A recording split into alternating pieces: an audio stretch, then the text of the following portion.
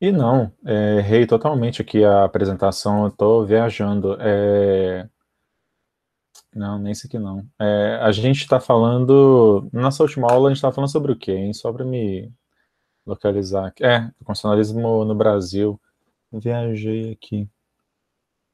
Na verdade, eu acho que eu já falei sobre. Eu falei sobre a Constituição de 88 já e tal, né?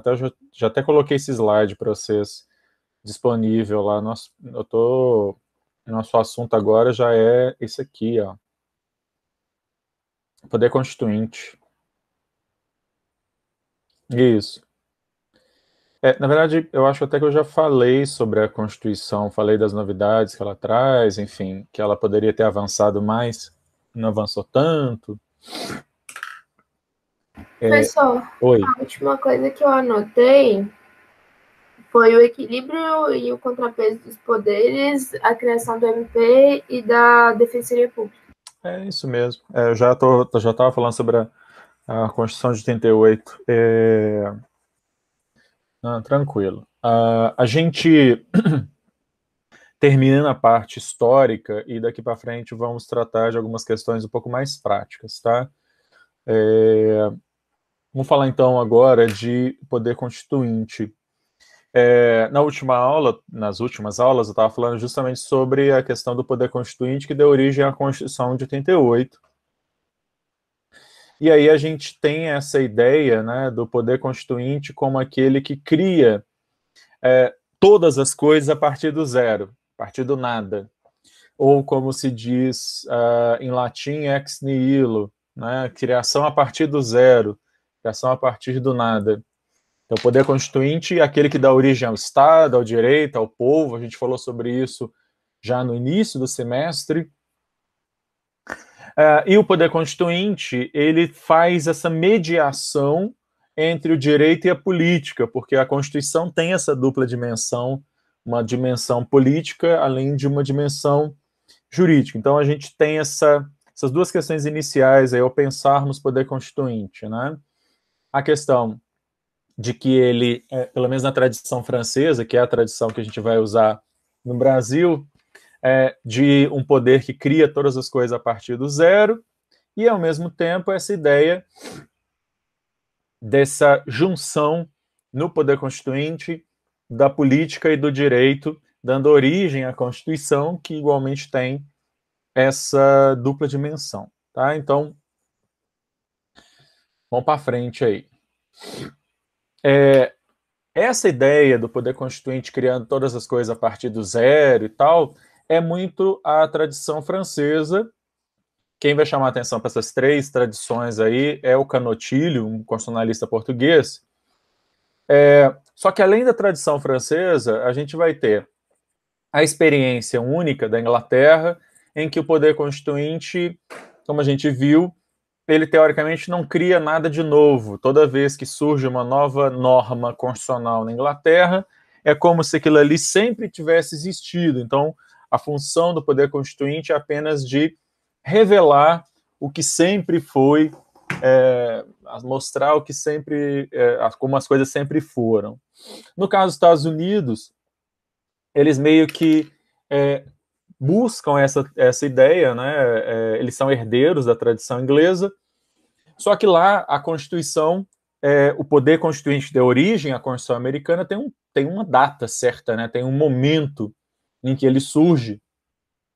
Então, ao invés de revelar, a gente tem a ideia de dizer, porque como eu insisti com vocês quando eu falei da Constituição da Revolução Americana, a Revolução Americana tem essa ideia de que os colonos estavam apenas querendo recuperar os direitos que eles sempre tiveram.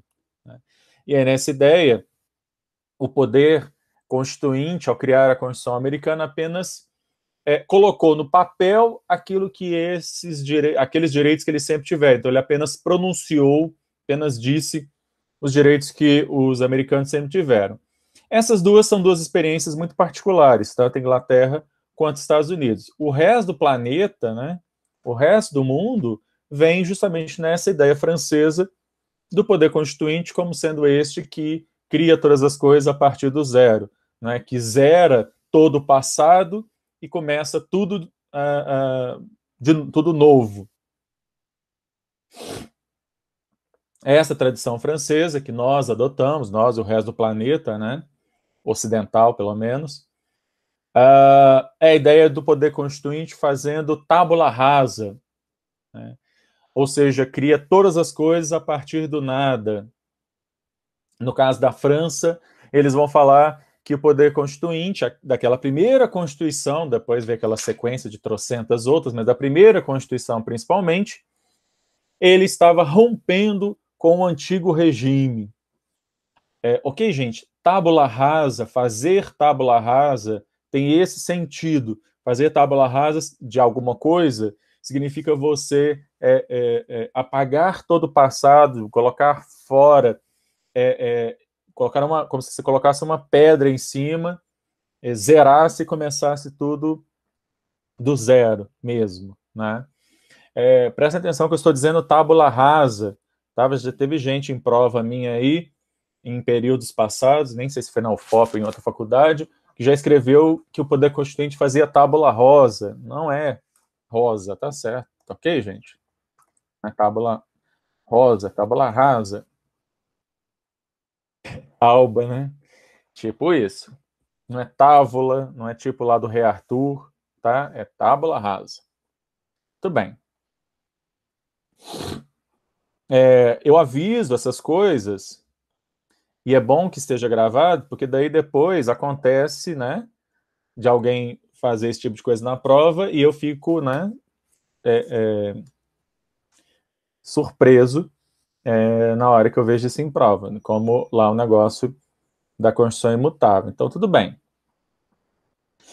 Essa ideia de poder constituinte, né, essa ideia, ela é muito própria de uma época do chamado iluminismo, que vocês já estudaram trocentas vezes, você sabe, né? Que o iluminismo tinha essa crença de que racionalmente a gente poderia passar uma borracha no passado, a gente poderia, se fosse usar uma linguagem moderna, né, deletar o passado e começar do zero. Só que a própria experiência francesa que a gente viu, ela mostra quanto falsa é essa premissa. Como se a gente realmente conseguisse zerar o passado, como se a vida das pessoas, a tradição, a cultura, a história fosse um programa de computador em que você vai lá e reseta, né? E a gente sabe que não é assim. A gente viu no caso da França como que o passado autoritário, excludente, etc., ele volta várias vezes, né? A experiência francesa nesse sentido é muito interessante para mostrar que essa mágica que o iluminismo achava, né, que você iria apagar o passado e começar tudo do zero, isso não existe. Tá? Então, uma coisa que o poder constituinte e pensar uma nova Constituição é um grande desafio, no sentido de que essa Constituição nova, ela sempre vai ter que lutar, em primeiro lugar, tem que lutar com o passado. E essa luta com o passado é uma luta que é eterna. Vejam, por exemplo, que a gente no Brasil, passados mais de 30 anos da Constituição, a gente ainda luta, quando eu digo luta, institucionalmente, mas também do ponto de vista simbólico, né, do direito, em entender que a ditadura é algo ruim, que governos autoritários são uma coisa ruim, tá certo? Vejam quantas pessoas por aí saem pedindo intervenção militar, tá certo? Agora mesmo, eu li durante esse final da semana passada uma reportagem da Fórum falando sobre trocentos milico que foram nomeados marechais, inclusive o Ustra, né, um cara reconhecidamente torturador, que torturou mulheres e crianças, e foi postumamente nomeado marechal para que a filha dele pudesse receber um aumento na pensão milionária que ela recebe. Tá certo? Exato. Que, obviamente, falar que ditadura traz liberdade é um terraplanismo mesmo, né? Então, é isso, é burrice. Não tem outro nome para isso, né? Quando a gente vê esse tipo de coisa, você percebe que, apesar da Constituição de 88, com tudo aquilo que eu falei na última aula, tá certo? Aquele movimento democrático que foi a Constituição de 88, ainda assim, nós 30 e tantos anos depois, ainda estamos lutando com essas coisas. Tá certo? Então, desculpem, gente. Não é um negócio que você... Obrigado. Não é um negócio que simplesmente você apaga o passado. Nós ainda estamos lutando com o nosso passado, que insiste em não morrer. Ainda que a gente tente matar, né? Ele insiste em não morrer. O poder constituinte, na teoria original dele, e a teoria original dele é do Abad Sié. Só um minutinho, gente. Eu vou ter que parar justamente para ver o negócio lá do porteiro. Só um minutinho, já volto. Ok, tô de volta. Não sei se vocês ainda estão aí. Chamem todo mundo aí. Ok. Então vamos lá. A teoria do poder constituinte, ela é uma teoria do Sié, aquele cara lá da Revolução Francesa que a gente já mencionou quando falamos da França, obviamente, né? E é uma teoria que ela é muito influenciada, tem uma relação muito direta aí com as ideias do próprio Rousseau, né, do contrato social. Por isso que eu estou colocando aqui essa ideia do poder constituinte muito ligado à ideia de um contrato social que as pessoas fazem para dar origem ao Estado de Direito, né? A diferença do poder constituinte num CIE, na ideia do CIE, para a ideia lá do contrato social, do Rousseau, é que o contrato social, tanto no Rousseau como nos demais autores chamados de contratualistas, ele era só uma ideia, ele era só um argumento filosófico. Aqui, o poder constituinte é um evento histórico, e por isso ele tem muito mais força, porque existe uma Assembleia Nacional Constituinte física mesmo, né? Pessoas que estão ali reunidas para dar origem ao Estado, e isso, obviamente, acaba tendo uma força muito maior. Tudo bem. No CIE, para o CIE, o poder constituinte a Assembleia, né, que representa esse poder constituinte, que corporifica esse poder constituinte, é a própria nação, é o próprio povo que está ali presente através dos seus representantes. Portanto, se a Assembleia Nacional Constituinte é o próprio povo, é a própria nação, não existe nada antes dela, porque é ela que está dando origem a tudo, né? E não existe nada acima dessa Assembleia, exceto o chamado direito natural. E aqui, de novo, né, a gente tem que lembrar que o CIE está escrevendo uma época em que ainda se acreditava em direito natural. De qualquer forma, aqui a gente tem uma ideia importante que é a Assembleia Nacional Constituinte tem como uma das suas grandes características a ideia de que ela não deriva, o seu poder não deriva de nenhuma norma e de nenhuma instituição anterior, e, ao mesmo tempo, a ideia de que, portanto, ela é suprema, ela pode estabelecer aquilo que ela quiser na vida ali dessas pessoas. Essas são características, essa ideia de que ela não deriva de nada anterior a ela e de que ela é suprema, são características do poder constituinte que eu vou mencionar mais aqui à frente. Ok? Estão me acompanhando aí?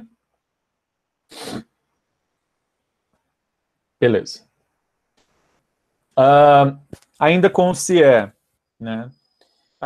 O CIE, então, vai dizer que o povo, já que o povo é o soberano, né? A soberania é do povo, então, o povo, que é o soberano, ele, através de representantes reunidos na Assembleia, O que é, então, o poder constituinte? É o povo soberano, através de seus representantes, tomando uma decisão. Qual a decisão? A decisão de se constituir como nação, de se constituir como Estado de direito, como comunidade política.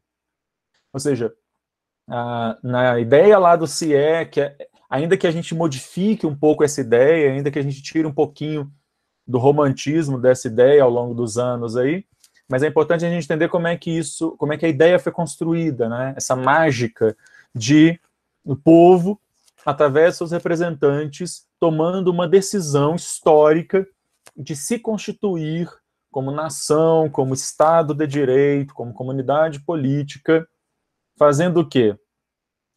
Estabelecendo a organização do Estado e elencando direitos fundamentais. Ok? Essa ideia aqui do CIE, ela não é muito diferente do que tudo que a gente faz, do que tudo que é feito quando a gente fala de poder constituinte até hoje.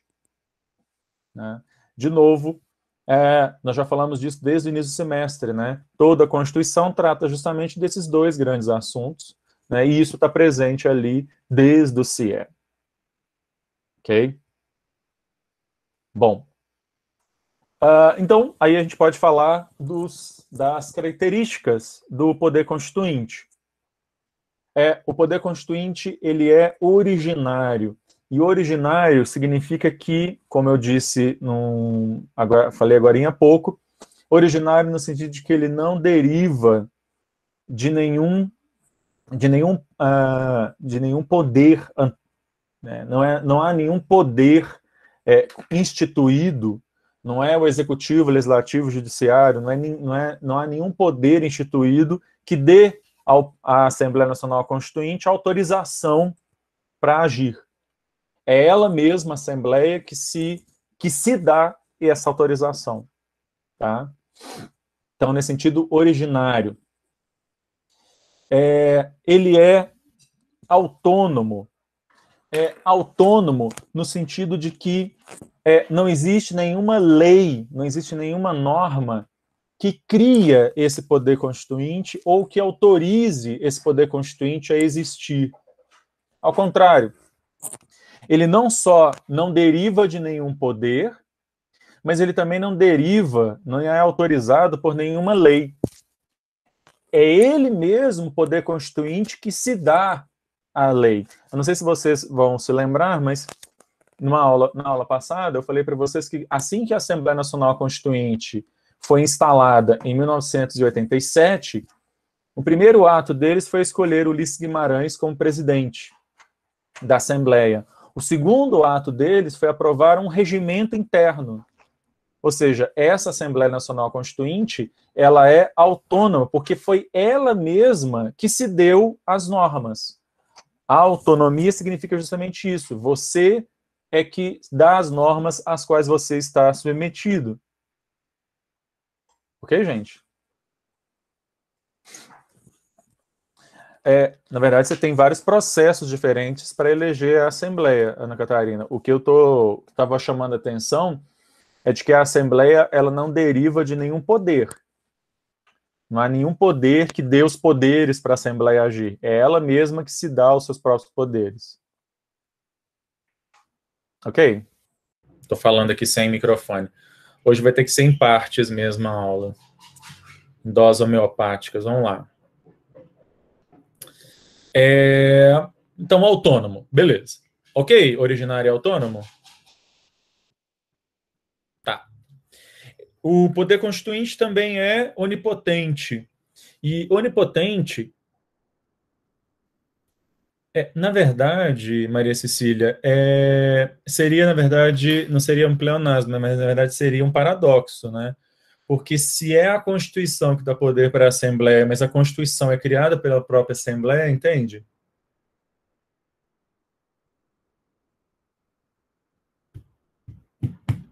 Na verdade, até a própria questão do povo também é uma questão que eu vou retomar aqui daqui a pouquinho.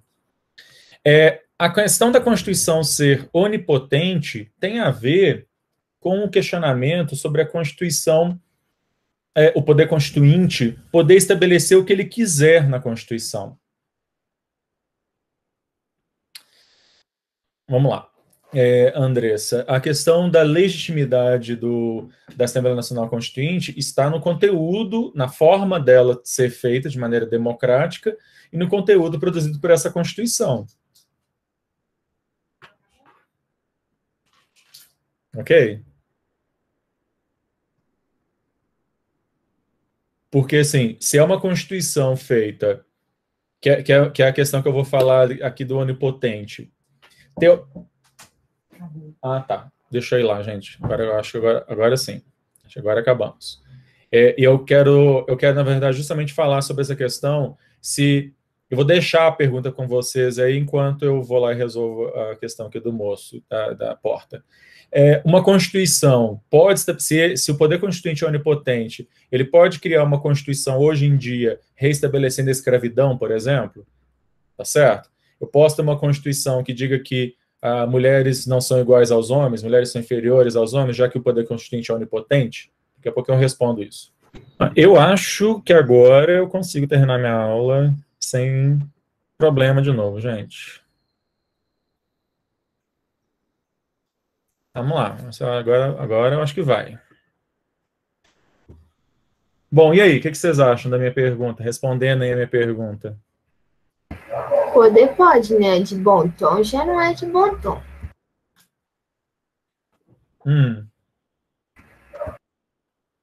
Que, na verdade, é mais do que ser só uma questão de ser ou não de bom tom. A questão envolvida aqui é se essa Constituição vai ser legítima ou não. Tá certo? Por causa daquela questão que a gente já estudou no início do semestre, que é o chamado constitucionalismo. Ou seja, se eu penso que uma Constituição, ela necessariamente tem que tratar de direitos fundamentais e organização do Estado, uma Constituição que retroceda essa Constituição não é legítima. Ok? Então, antes de te dar a palavra aí, Andressa, só para a gente começar a pensar aí, assim, do ponto de vista formal, jurídico, não existe limitação. Uma Constituição, o poder constituinte até poderia estabelecer que a Constituição reinstitua a escravidão, por exemplo. Poderia no sentido de que é possível. Só que o produto dessa Constituição, o produto que seria essa Constituição, seria uma Constituição de verdade. Ela teria o nome de Constituição, mas não seria uma Constituição de verdade. Tá certo? Uma vez alcançado determinado patamar civilizacional, se quiser, a gente não pode retroceder. Ok? Diga. Quem foi levantou a mão? Foi eu, professor. Diga. Era só para ver se tem algum paralelo com o paradigma que a gente está vivendo hoje em dia, né? Que a gente já conquistou, pelo menos achamos que conquistamos alguns direitos que não podem retroceder. E eu ia falar exatamente isso, sobre a legitimidade, o senhor já falou. É só para perguntar sobre o paradigma. É essa ideia mesmo, quer dizer, é claro que, quando eu estou dizendo que não existem limites jurídicos, isso é um negócio muito sério, porque significa que, do ponto de vista jurídico, eu poderia estabelecer uma violação nesse sentido. Agora, o constitucionalismo, ele é um limite que não é jurídico, mas ele é um limite político. Né? E vamos lembrar que o poder constituinte tem essa dupla dimensão política e jurídica, eu comentei agora há pouco. Então, de um ponto de vista jurídico, faz sentido dizer que ele realmente é onipotente. Tá? E ilimitado, o ilimitado aí está no sentido muito parecido com a ideia de onipotente, né? Ilimitado porque o poder constituinte poderia mudar qualquer coisa face ao que existia antes. Por exemplo, durante a Constituição da Constituinte, que deu origem à Constituição de 88, o pessoal discutiu, por exemplo, se no Brasil tem na Constituição a definição sobre a língua portuguesa, né? Mas se discutiu durante a Assembleia Nacional Constituinte qual que deveria ser o nome da língua falada no Brasil, se a gente deveria mudar para português falado no Brasil, e havia até uma terceira proposta, que era chamar de brasileiro a língua. Acabou prevalecendo a tradição, e a nossa, como todo mundo sabe, a nossa língua acabou continuando mesmo chamar português. Mas perceba, como o poder constituinte ele é ilimitado, ele teria, então, essa possibilidade de mudar o nome da língua, de português para qualquer outra coisa. Mudar a capital do país, enfim. Tá certo? Na Constituição de 88, a gente vai ter 2 territórios federais que foram transformados em estados, que são Roraima e o Acre, o estado do Mato Grosso, que foi dividido em 2 e surgiu o Mato Grosso do Sul, que não existia antes. Depois nós tivemos Goiás, que foi dividido também, surgiu Tocantins. Ok? Então, quando a gente está falando de poder constituinte, a gente está falando, inclusive, dessas possibilidades de mudança radical com relação ao que havia antes. A minha grande questão, tanto com relação a ele ser onipotente, quanto com relação a ele ser ilimitado, é que, de fato, não existem limites jurídicos, mas existem limites que são de natureza política com relação ao poder constituinte. Beleza? Ok.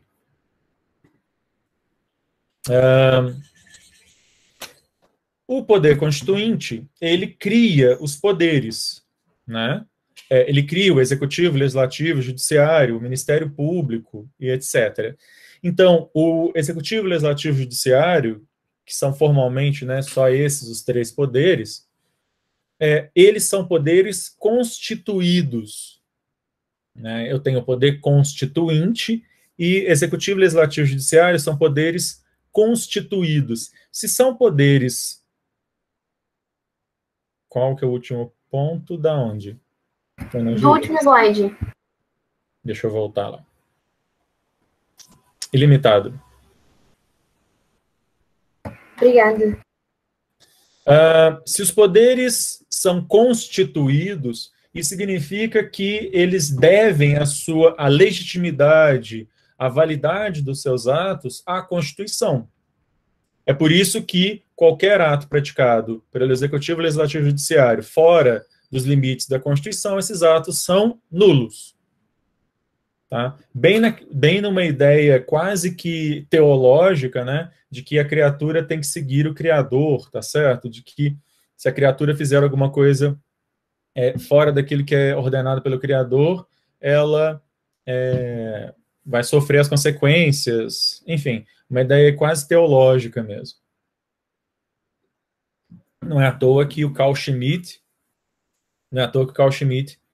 um dos livros dele, se chama justamente Teologia Política, porque ele vai dizer que o que o direito moderno fez foi pegar a teologia cristã e sacralizar essa teologia, né? Ou seja, a Constituição meio que nessa figura de Deus, né?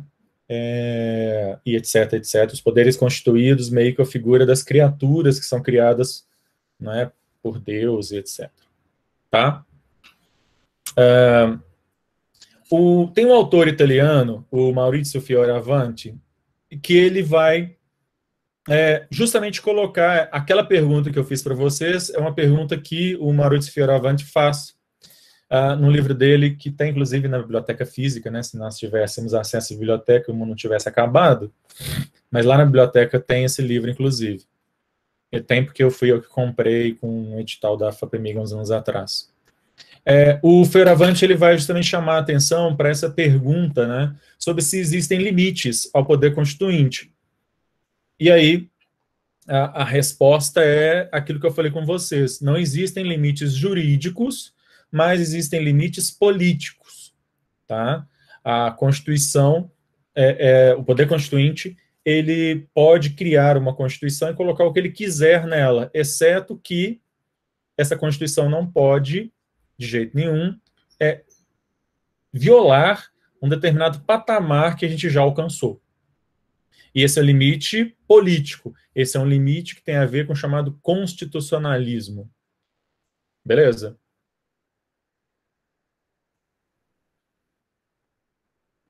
Tá.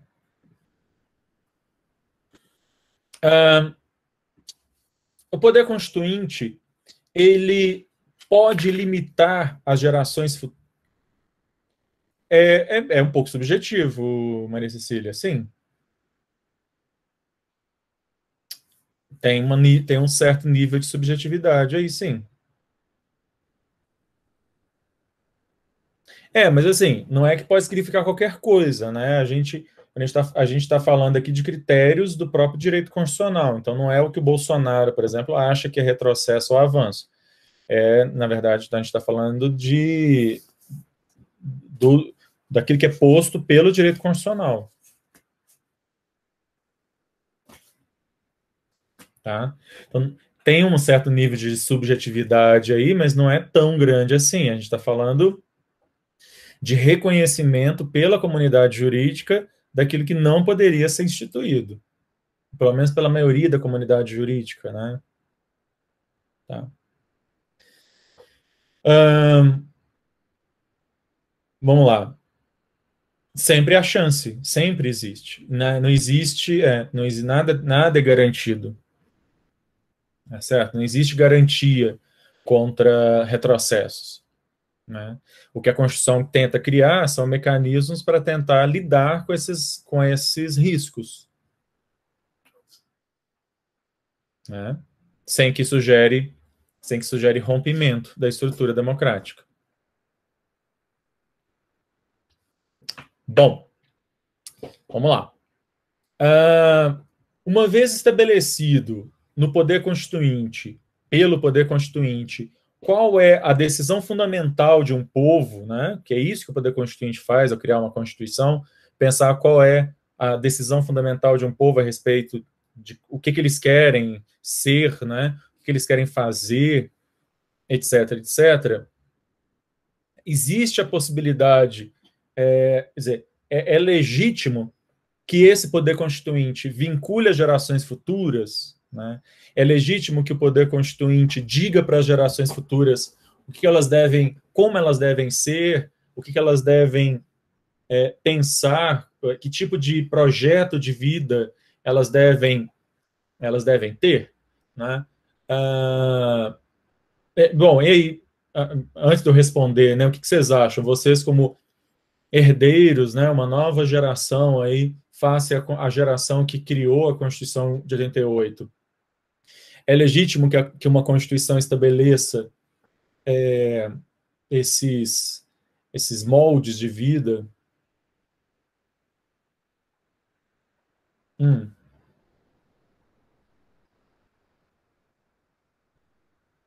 Sendo que vocês...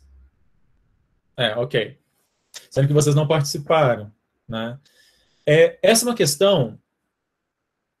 Aqui, na verdade, a gente está vivendo uma época de tanto medo de retrocesso que a gente está aceitando qualquer coisa, né? Assim, desde que não seja para retroceder, a gente está se segurando para não retroceder, né? Então, mas vamos lá.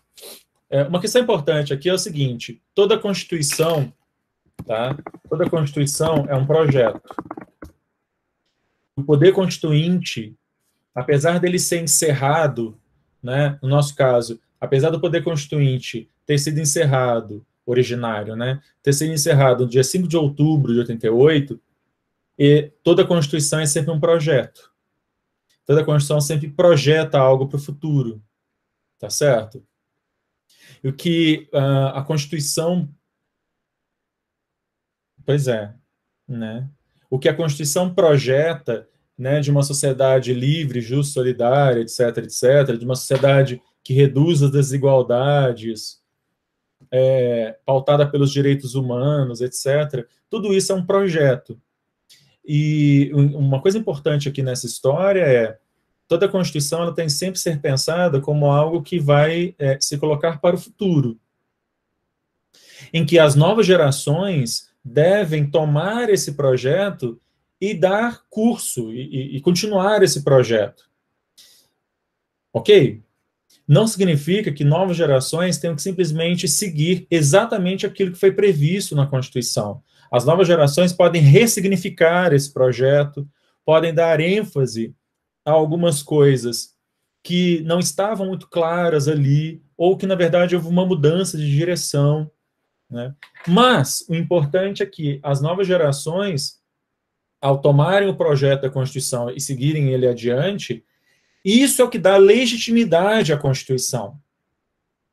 Ok? Sim. Então, alguém me perguntou ali em cima, né? O que legitima o poder constituinte? Percebam, a Constituição, e, portanto, o poder constituinte que lhe deu origem, ele é legitimado, por um lado, pelo processo pelo qual ele foi feito, né? A Constituição de 88, ela foi feita com um debate democrático enorme, com grande participação popular, ok? Audiências públicas, emendas populares, etc. Então, eu tenho uma questão no passado, mas uma Constituição ela também é legítima se ela consegue, se projetando no futuro, as novas gerações conseguirem enxergar essa Constituição como algo legítimo, para o qual elas, novas gerações, vão pegar e levar para frente. Ok?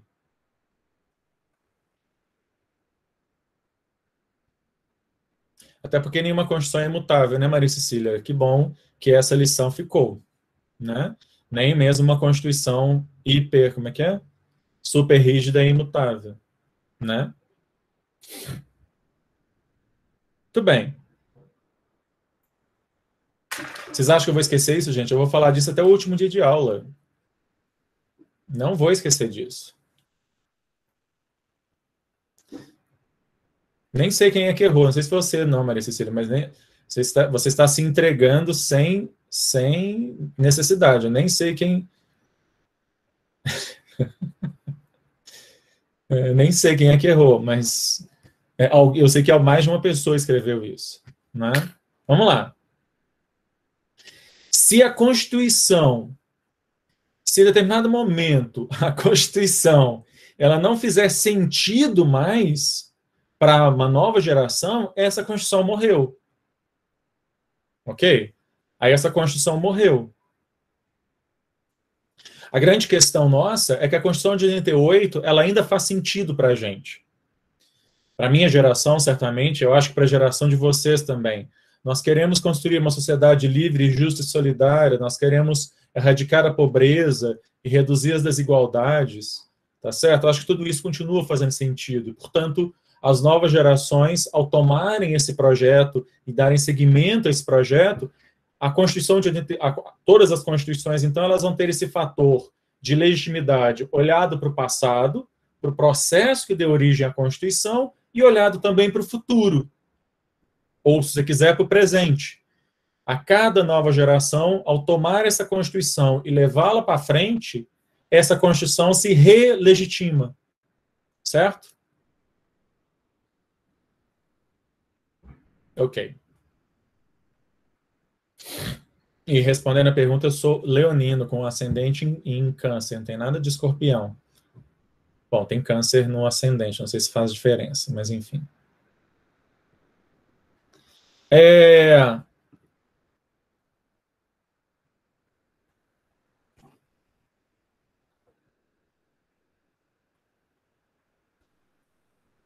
Entendi. Vamos lá, gente. Vamos retomar aqui, depois a gente discute o horóscopo.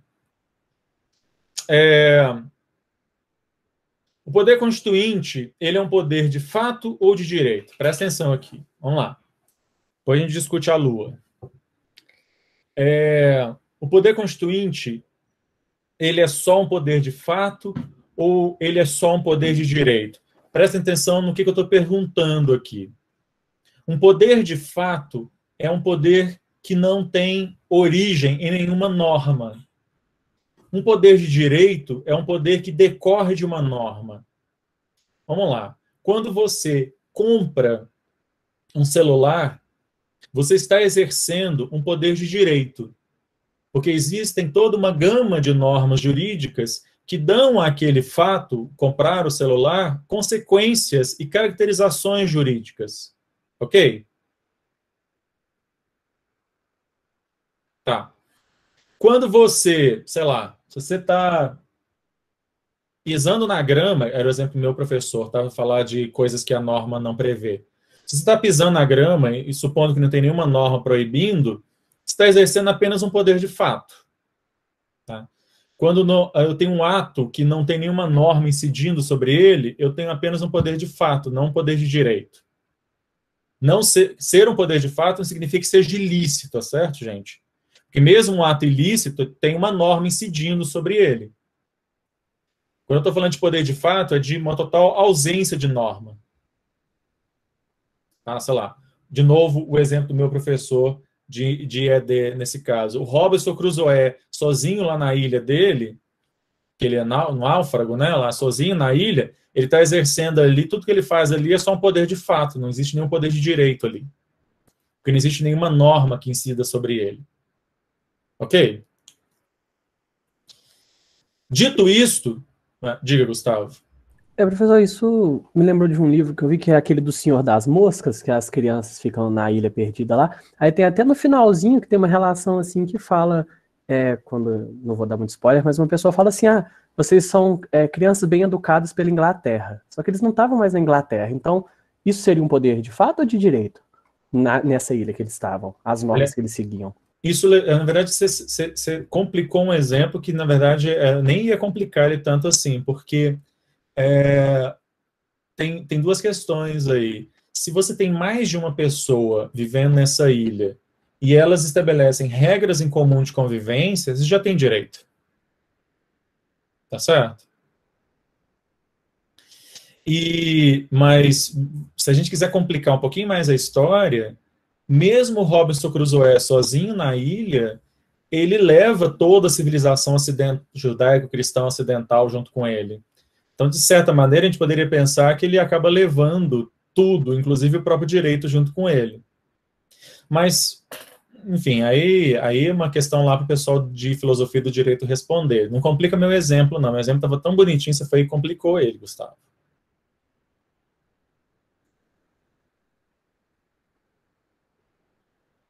Adorei a pergunta, só que você estragou meu exemplo. Agora eu não sei mais como é que eu exemplifico o poder de fato. Mas vocês entenderam, né?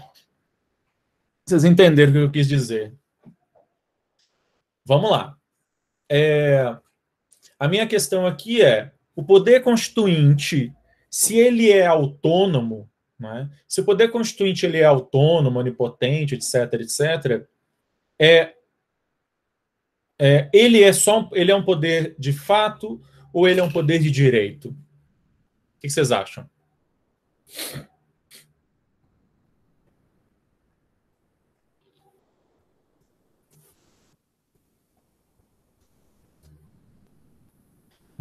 Muitos autores, durante muitos anos, disseram que o poder constituinte ele era só um poder de fato. Ok? Como vocês responderam aí. Só que, qual é o problema dele ser só um poder de fato? Tem um problema de técnica jurídica aí, que é uma coisa que o Kelsen chama a atenção, de que o direito não pode surgir somente do fato. Na pirâmide normativa do Kelsen, ele inventa lá a tal da norma fundamental para dar uma origem jurídica ao próprio direito. Porque o direito não pode surgir do mero fato. Que o mero fato seria só a violência. Ainda que uma violência sem sair cortando a cabeça, mas se não é um poder jurídico, ele é um poder que surge da violência. Ok? Por isso que o Kelsen inventa a ideia de norma fundamental. A minha questão aqui é, se o poder constituinte ele é só um poder de fato, como é que ele dá origem ao direito? Somente o direito pode dar origem ao próprio direito. Porque senão o sistema do direito ele não fecha, ele fica sempre dependendo de um outro sistema fora dele. Ou de alguma outra coisa fora dele. Ok?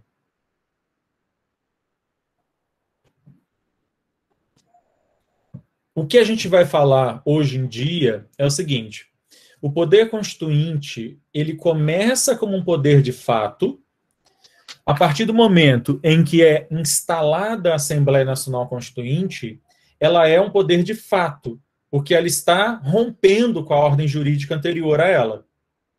Ok, gente? Então, vamos lá. Deixa eu escrever aqui no chat. Então, o poder constituinte, ele começa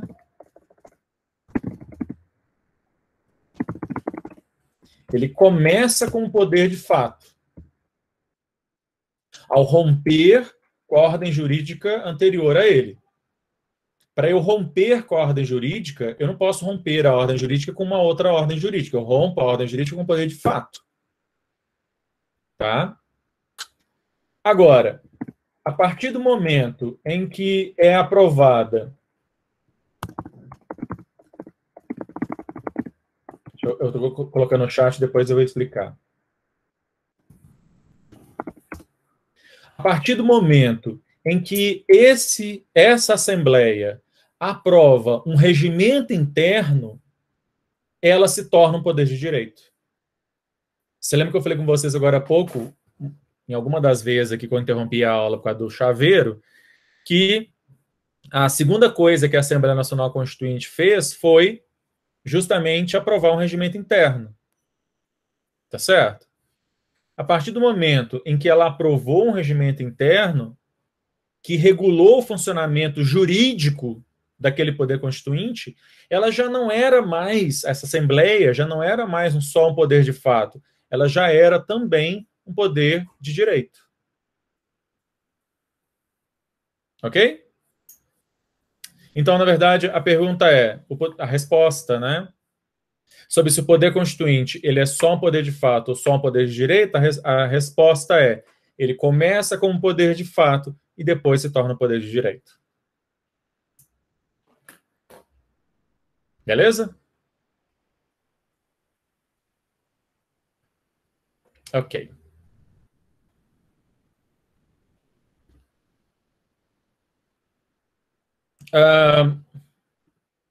Essa questão aqui, em tempos, vamos dizer assim, normais, essa questão ela pareceria um pouco mais difícil de ser respondida, mas hoje em dia, como eu disse, a gente está se segurando tanto para não perder tudo que a gente conseguiu conquistar, né?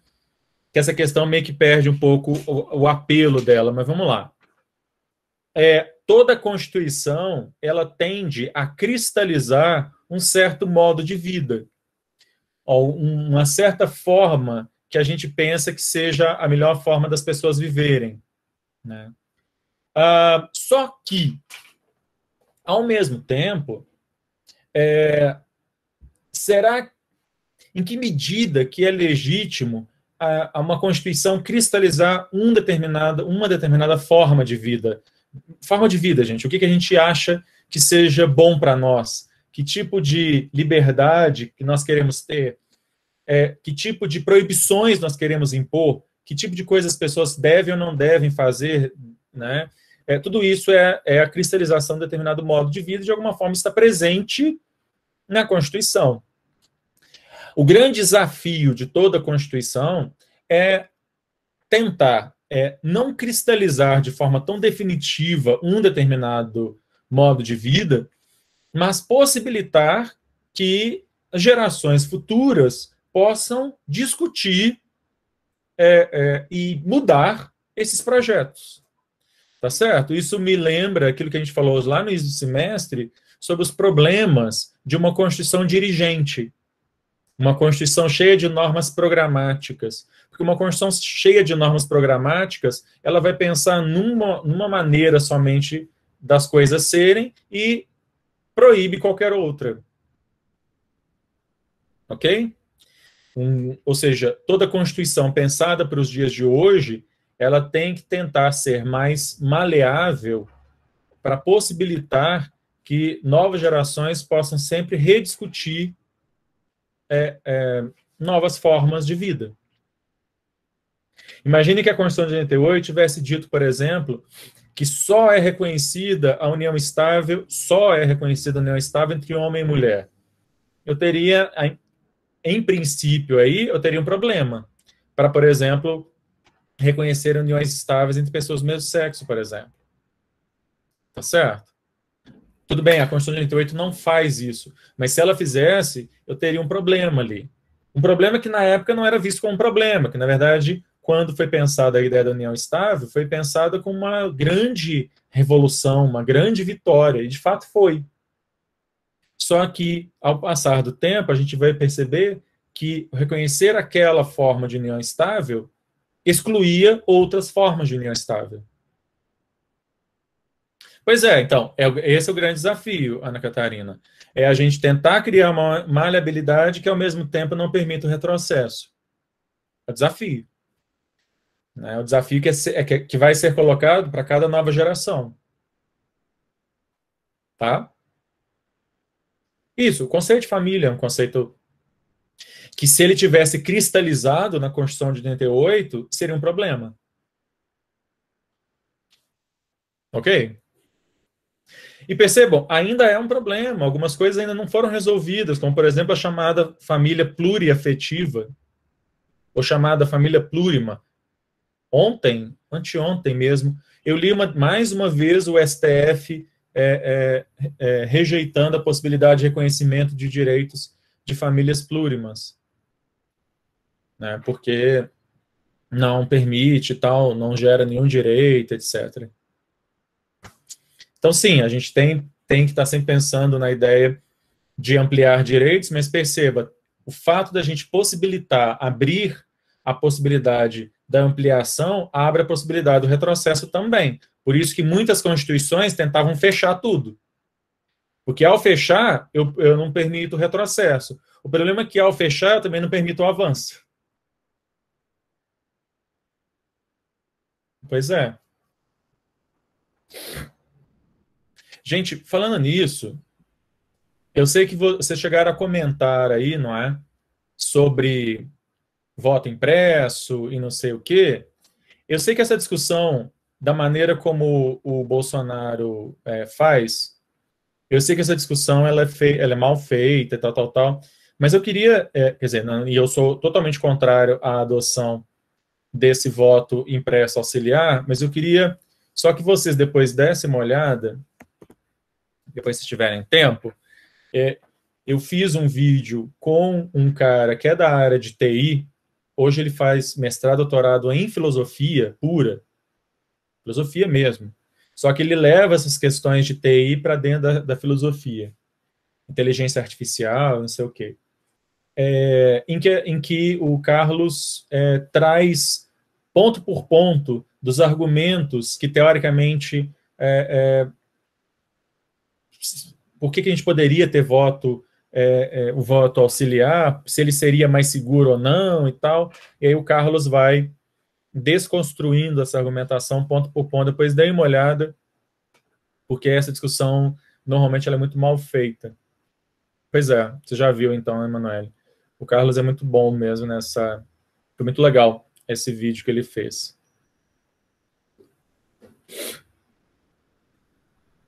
Muito bem, mas para quem não viu, acho que vale a pena dar uma olhada aí, ficou bem legal. Bom, até agora eu falei de poder constituinte como fazendo referência apenas ao poder constituinte originário, esse que cria a Constituição. Só que a gente sabe que existe também a possibilidade de você alterar a Constituição. O poder de alterar a Constituição é chamado de poder constituinte derivado. Ok? Poder constituinte derivado ou de reforma é esse poder de alterar a Constituição, e nós vamos estudar, na sequência, como é que funciona. E, naqueles países que são federações, países que são constituídos como federação, eu vou ter dois níveis de poder constituinte. Eu vou ter o poder constituinte nacional e o poder constituinte dos estados. Esse poder constituinte dos estados de fazerem as suas próprias constituições é chamado de poder constituinte decorrente. Ok? Originário. O Congresso Nacional exerce a função também de poder constituinte derivado e nos estados, logo que foi aprovada a Constituição de 88, cada estado membro também fez sua própria Constituição. Em Minas Gerais, nós temos a Constituição Mineira de 1989. Tá? Vamos falar um pouquinho sobre cada um deles. O originário eu já falei. Só para terminar, né, sobre o originário, o poder constituinte originário ele pode surgir basicamente de duas formas, ok? Como é que a gente faz uma nova Constituição? A gente só pode fazer uma nova Constituição dando um golpe de Estado, ou seja, derrubando um governo democrático ou um governo autoritário, mas necessariamente instituindo um governo autoritário, ok? Quando eu tenho um governo democrático e uma elite política, uma elite econômica, uma elite militar derruba aquele governo e instaura um governo autoritário, eu tenho um golpe. Ou se eu tenho já um governo autoritário, ele é derrubado por outro governo autoritário, eu também tenho golpe, né? Ou eu posso ter uma revolução. Quando eu tenho revolução, eu estou falando de um governo autoritário que é derrubado por um movimento democrático. Vamos lembrar das aulinhas lá em que eu falei da Hannah Arendt, do livro dela sobre a Revolução, né, quando eu falei dos Estados Unidos. Ou seja, para fazer uma Constituição, ou é um golpe ou é revolução. Como nós estamos num regime democrático até agora, a Constituição de 88 só poderia ser refeita a partir de um golpe. Né? Agora, a gente vai ter... Sempre foi assim. A gente tinha uma exceção somente, que era... Já te dou a palavra, Andressa, só para eu terminar aqui meu raciocínio. Que a gente tinha uma exceção que era o chamado consenso, que aconteceu no pessoal na Alemanha depois da Segunda Guerra Mundial. A gente já estudou isso. Depois que a Alemanha ela ainda estava lá sob a regência, vamos dizer assim, né, do França, Inglaterra e Estados Unidos, o pessoal ali resolveu fazer uma constituição. Ok? E aí França, Inglaterra e Estados Unidos aceitaram que os alemães fizessem uma constituição provisória, que foi a Lei Fundamental de Bonn, que está em vigor até hoje, de 1949. Eu sempre citei esse caso da Alemanha dizendo, olha, esse é um caso isolado, porque toda a Constituição surge ou de um golpe ou de uma revolução. Mas aí a gente tem acontecendo, mais ou menos, quase que desde o início da pandemia, um novo exemplo de uma Constituição, de um poder constituinte originário convocado meio que por um consenso jurídico-político, que é o caso do Chile. Tá certo? O caso do Chile é um caso bastante curioso, porque o Chile tem, até hoje, uma Constituição da época da ditadura do Pinochet. Quando acabou a ditadura, eles não fizeram uma nova Constituição, ficou a Constituição da ditadura do Pinochet, só que recentemente, por causa de várias revoltas que aconteceram no Chile, o pessoal lá resolveu fazer uma nova Constituição. Tá certo? E essa Assembleia Nacional Constituinte chilena é um exemplo assim, de democracia, de diversidade, assim, espetacular. Vou falar um pouco mais sobre ela depois. Mas diga, Andressa. Professor, eu me confundi um pouco quando você estava falando da substituição de um regime pelo outro, e quando era golpe e quando era revolução. No caso, se for um governo autoritário que vai ser substituído por outro governo autoritário, é golpe. Golpe. E se for democrático, por autoritário também. Aí, o finalzinho, o senhor falou que uma forma de substituir esse governo seria só por golpe, porque esse era autoritário, certo? Esse quem? Qual? Esse governo atual. Qual atual? Não, atualmente a gente vive sob democracia, ainda que com todos os perrengues que a gente está numa democracia. Então, para substituir a Constituição de 88, a gente precisaria de um golpe autoritário. Ah, certo, entendi, obrigada. Agora, assim, um contra-argumento desse que eu estou falando é o exemplo do Chile. No Chile, a sociedade chilena, pelo menos a maioria da sociedade chilena, chegou no determinado ponto em que eles entenderam que a Constituição que eles tinham era péssima. Mas percebam, a Constituição deles era uma Constituição de ditadura. O que eles deveriam ter feito lá atrás, quando derrubaram o Pinochet, eles estão fazendo só agora, 30 anos depois, sei lá. Ok? Então foi uma coisa meio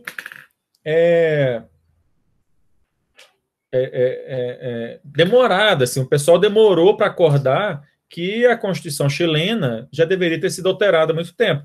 Mas percebam, tá sendo feita, não está sendo feita nem por um golpe, nem por uma revolução. Beleza?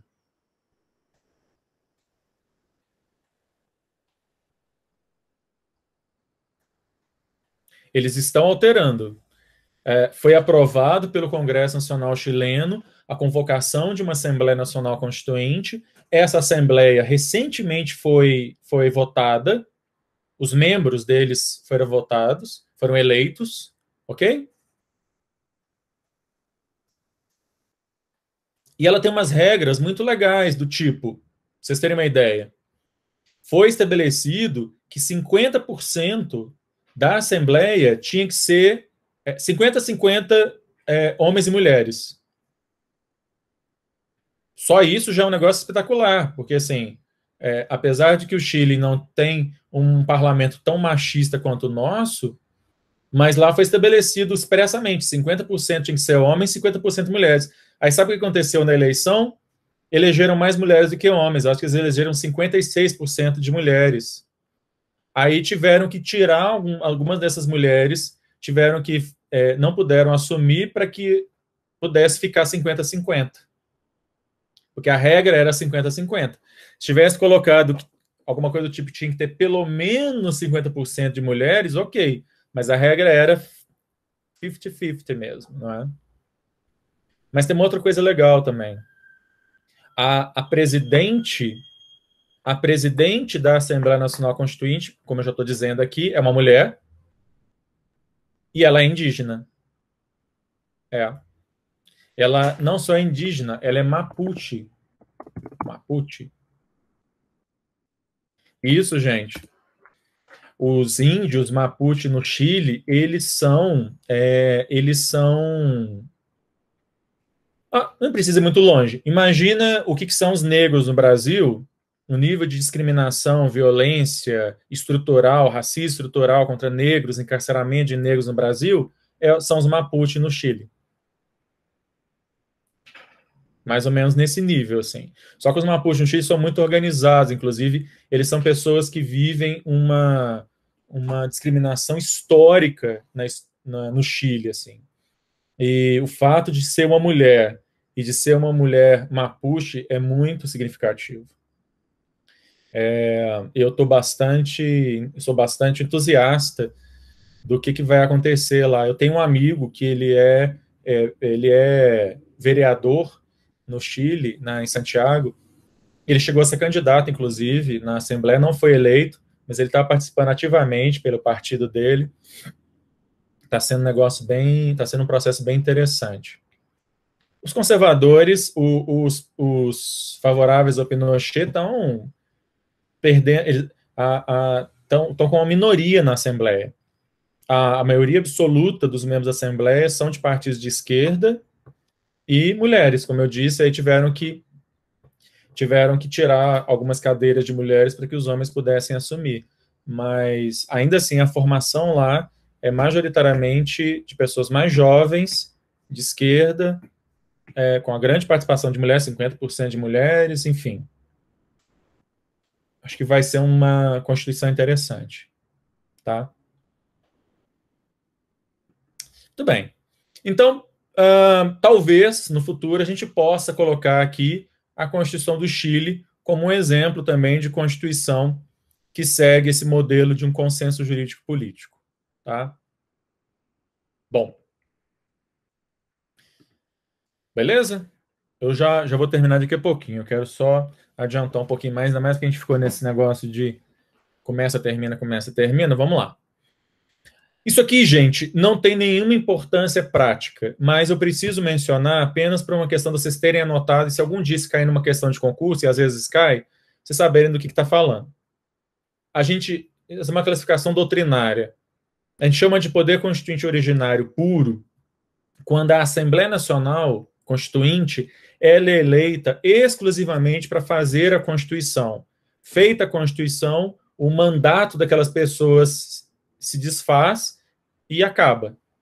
Aí eu tenho que convocar novas eleições para o próximo Congresso daquele país. O poder constituinte originário impuro, ao contrário, é aquele em que os caras que são eleitos, parlamentares, não são eleitos somente para fazer a Constituição, mas, cessada a Constituição, eles continuam exercendo o mandato deles até o final. Tá? A ideia é de que o poder constituinte originário puro é melhor do que o impuro, mas, assim, não acho que assim, faça tanta diferença mesmo na prática, e, enfim. A Constituição de 88, por exemplo, não é de um poder constituinte originário puro, é impuro. Nem por isso ele é menos democrático, então é pelo contrário. Não acho que esse seja um problema, tá? Ok?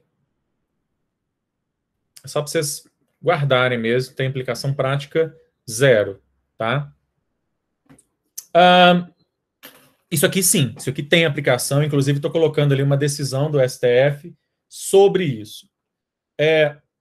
Existe direito adquirido contra nova Constituição, tá certo? Eu posso falar em um direito que eu adquiri antes de 88 e que esse direito, portanto, ele deve continuar, eu devo continuar usufruindo desse direito mesmo com a nova Constituição?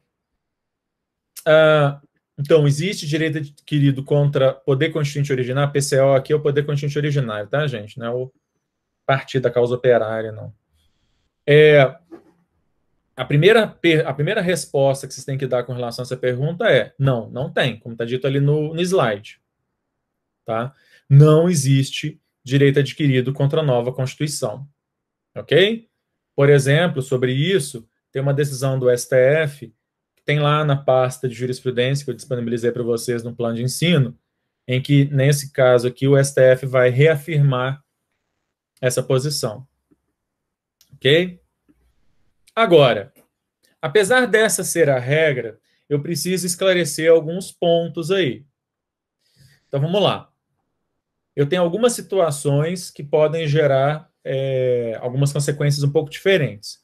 Por exemplo, a Constituição nova, ela pode trazer uma regra X, diferente da regra que existia anteriormente, mas dizer o seguinte, olha, para aquelas pessoas que adquiriram o direito sob vigência da Constituição anterior, esses direitos continuam valendo, apenas que não vão ser geradas novas situações. Aqueles que já tinham adquirido o direito antes continuam, mas aqueles que novas situações já vão ser regidas pela nova Constituição.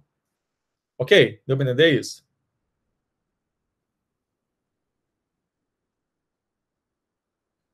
Por exemplo, vocês terem um exemplo.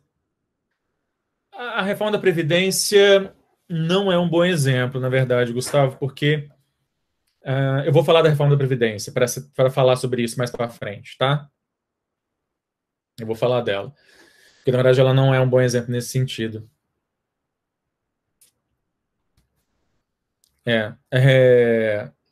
Mas, por exemplo, a Constituição de 88, ela diz o seguinte, a regra é, você só pode entrar no serviço público através de concurso. Tá? Só que ela também estabeleceu que as pessoas que já estavam trabalhando na administração pública sem concurso há mais de 5 anos permaneceriam nos seus empregos normalmente. Não, isso não é o quinto constitucional, não, Ana. Isso é outra coisa. Apesar de ser 5 também, mas o quinto constitucional é outra coisa. Tá? Ok, gente? Então, a Constituição expressamente manteve a regra anterior, mas com essa limitação. Olha, quem já estivesse trabalhando há mais de 5 anos. Se você quer entrar na administração pública agora, desde 88 para cá, através de concurso. Tá? Então, essa é a primeira exceção aí. A segunda exceção.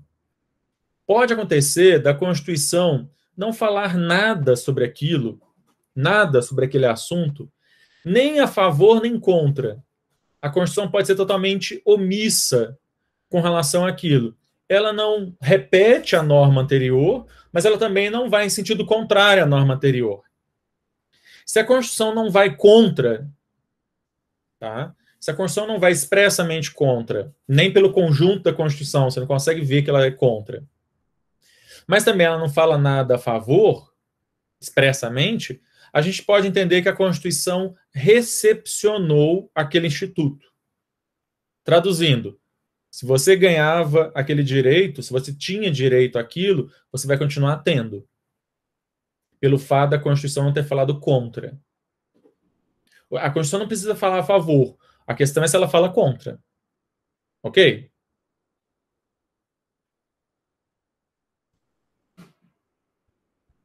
Beleza? Segundo caso aí? Tá.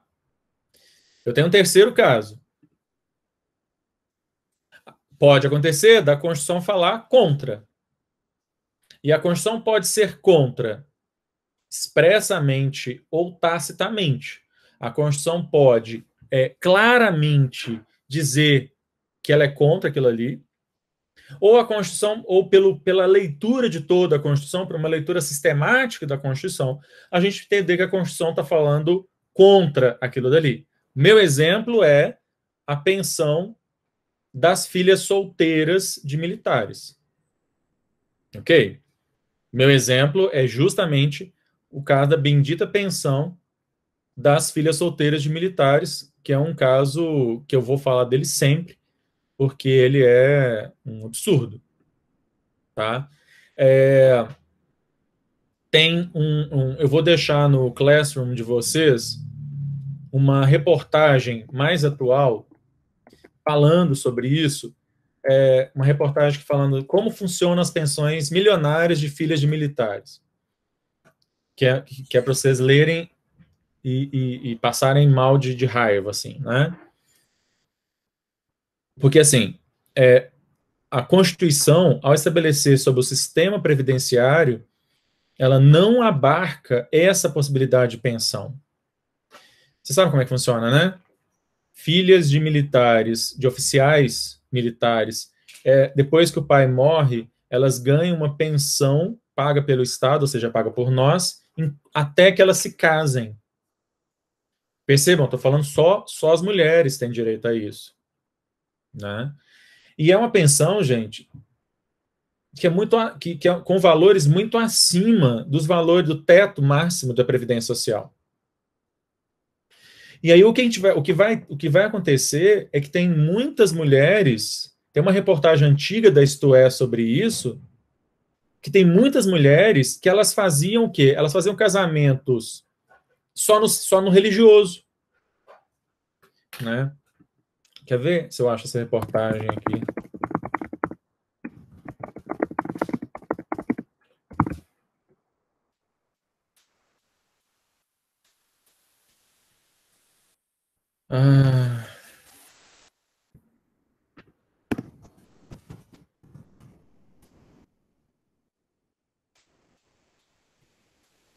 Não é da Isto É, não é da época.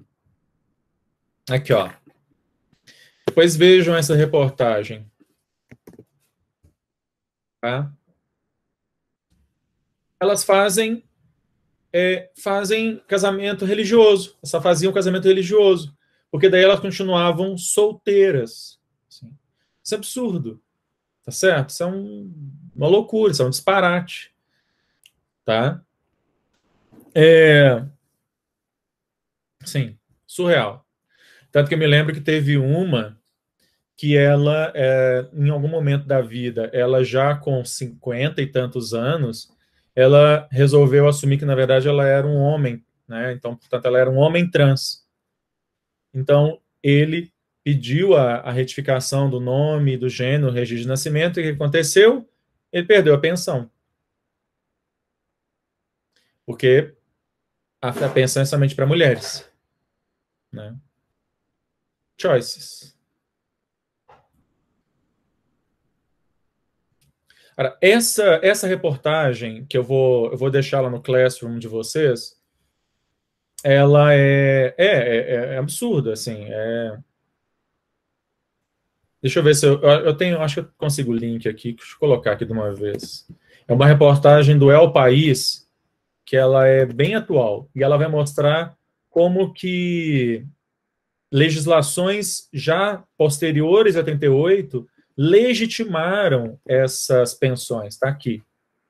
Depois vocês podem dar uma olhada nessa reportagem, porque a reportagem da época, ela falava só de uma coisa antiga. Essa reportagem, ela é bem atual, e ela vai falando de legislações que foram surgindo na época do Fernando Henrique Cardoso, por exemplo, que continuaram estendendo essas pensões. Tá? Surreal. Surreal. A pessoa ganha na loteria, né? Ela tem a loteria de ser filha de militar. Enfim. Qual é a profissão dela? Ela é filha de militar. Né? Enfim, a Maitê Proença, a atriz Maitê Proença, é um caso desses, só que ela é filha de servidor civil, porque em São Paulo tinha uma regra parecida para altos cargos do serviço público estadual. Né? Muito bem. Aí é claro, né, gente? Essas mulheres são mantidas quase que no formol para elas não morrerem, assim. Os caras fazem de tudo para elas não morrer, porque o dia que a mulher morrer, a pensão acaba. Então a mulher já tem neto, bisneto, e elas não deixam a velha morrer, porque o dia que a velha morrer, acaba a pensão. Né? Então, assim, ela é tratada a pão de ló, é tratada Nossa Senhora, né? Porque, enfim. Tudo isso para dizer o quê? Depois leiam as duas reportagens, tá? Leiam as duas reportagens, que vale a pena vocês passarem raiva, igual eu passo toda vez que eu lembro desses casos. Vamos lá. Se a Constituição proíbe, tá? Se a Constituição proíbe, a gente pode ter duas situações. Vamos supor que a pessoa adquiriu um direito antes de 88, e ela está usufruindo ainda desse direito, como, por exemplo, uma pensão dessas. Tá certo? Uma pensão dessas. A gente pode ter duas possibilidades na doutrina. E vamos supor que agora, em 2021, o judiciário finalmente deu uma decisão dizendo que isso é um absurdo e que isso não poderia continuar, não poderia ter continuado acontecendo esse tempo todo. A gente tem duas possibilidades. A chamada eficácia retroativa mínima e a eficácia retroativa máxima. A eficácia retroativa máxima, que não é utilizada entre nós, seria que esse direito, como ele estava errado, eu deveria desfazer todos os atos jurídicos desde o dia em que a pessoa começou a receber. Sei lá, então se a pessoa começou a receber esse negócio em 1979, ela teria que desfazer, a gente teria que desfazer todos os atos de 1979 até 2021. Essa, só para vocês ficarem claro aqui, essa seria a eficácia retroativa máxima. Tá? A eficácia retroativa mínima, no entanto, ela estabelece que eu não desfaria tudo, eu só iria desfazer da Constituição para frente. Então, ainda que essa pessoa tenha começado a receber em 1979, o que ficou de 79 até 5 de outubro de 88 não é mexido. Eu só iria mexer naquilo que veio depois. Ok?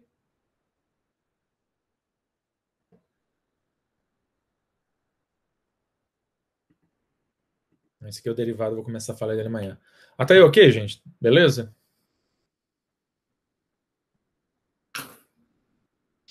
Muito bem. Eu vou parar por aqui agora parar mesmo, né? Depois eu vou juntar esses vídeos